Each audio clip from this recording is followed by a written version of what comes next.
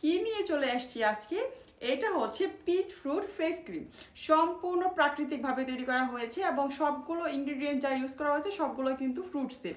So এটা কোনো পার্শ্ব প্রতিক্রিয়া নেই, জাস্ট এটা হচ্ছে শুধু ফেসেই না, ফেস সহ ফুল বডিতে আপনারা ইউজ করতে পারবেন। শুধু ফেসকে কেন ফর্সা করতে হবে, আমাদেরকে বডি হোয়াইটেনিং নিয়ে দরকার আছে না। সো আমরা হচ্ছে নিয়ে এসেছি 1-এর ভিতর 10। এটা হচ্ছে আপনার ড্যামেজ স্কিন রিপেয়ার করবে, আপনার সম্পূর্ণ বডিকে ফর্সা করবে, ফেসকে ফর্সা করবে এবং হচ্ছে কোনো প্রকার সাইড ইফেক্ট ছাড়া, যেহেতু হচ্ছে প্রাকৃতিকভাবে তৈরি করা হয়েছে, কোনো প্রকার সাইড ইফেক্ট নেই। এটা হচ্ছে আমি 3rd বার ইউজ করছি, অলরেডি হচ্ছে 2টা আমি ইউজ করে ফেলেছি। এবারটা আসার পরে ভাবলাম যে আপনাদের সামনে একটু চলে আসি, যে এত ভালো একটা জিনিস আপনাদের কেন রিভিউটা দিব না। সো এর জন্য রিভিউ নিয়ে চলে আসলাম। এটা কিন্তু খুবই খুবই ভালো। আমি আপনাদের একটু খুলে দেখাই, স্মেলটা দেখেন আর দেখেন। এটা কিন্তু একটু জেল জেল টাইপের।